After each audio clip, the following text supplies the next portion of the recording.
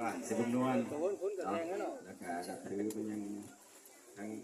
อำนาจการปกครองทางด้านศาสนาทางสูงที่จะขับประเสริฐสังพรและผมเกิดคณะ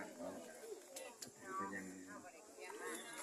จากการเรื่องของวัวหรือญาติพี่น้องที่ตัวนั้นเราได้เข้ามาบวชการนมัสการพระเจ้า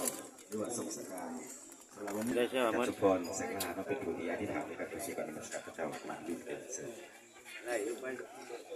รวมใจกันอธิษฐานอีกทีหนึ่งสาธุการแด่พระเจ้าพระบิดาผู้ทรงเป็นพระเจ้าองค์ยิ่งใหญ่สูงสุดเป็นพระเจ้าผู้ทรงสร้างฟ้าสวรรค์และแผ่นดินโลกและสรรพสิ่งทั้งปวงพระลูกของพระองค์สำหรับโอกาสการทรงนำพาของพระองค์ได้นำเอาห่างกายที่บุมีวิญญาณของเขากุ้ยได้บ้าหอดปราสาทศักดิ์สิทธิ์โดยการทรงนำพาของพระองค์โดยการทรงปกป้องคุ้มครองรักษาขององค์พระผู้เป็นเจ้าพระลูกของพระองค์สลับกันทรงนำในทุกสิ่งและโอกาสเวลานี้ได้มาหอดมาถึงแล้วลูกจะได้ร่วมใจกันในการนมัสการพระเจ้าในการสรรเสริญพระองค์ในการขอพระเจ้าทรงโปรดนำและคุ้มครองอวยพรนำพาและผู้ลูกจะได้ร่วมกันในการศึกษาถอยคำของพระเจ้าพระธรรมคำสอนของพระองค์เพื่อจะเตือนสติและบอกสอนผู้ลูกทั้งหลายในทางแห่งความจริงขององค์พระผู้เป็นเจ้าว่ามนุษย์เท่าเกิดมาจากใสร่างกายจากโลกนี้ไปอยู่ใส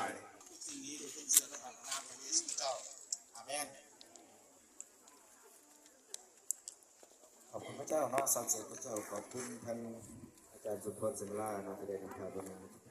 ทุกท่านในการขอพระเจ้าขอพระเจ้าทรงโปรดพรแล้วก็มาขอบคุณจากพระเจ้าขอพระเจ้าทรงโปรดพรต่อไปก็น่าจะได้นำพี่น้องกับเสียงการนมัสการพระเจ้าด้วยเสียงเพลงพี่น้องได้สรรเสริญพระเจ้าเหมือนกันในบทที่215พี่น้องยังมีสวรรค์สวรรค์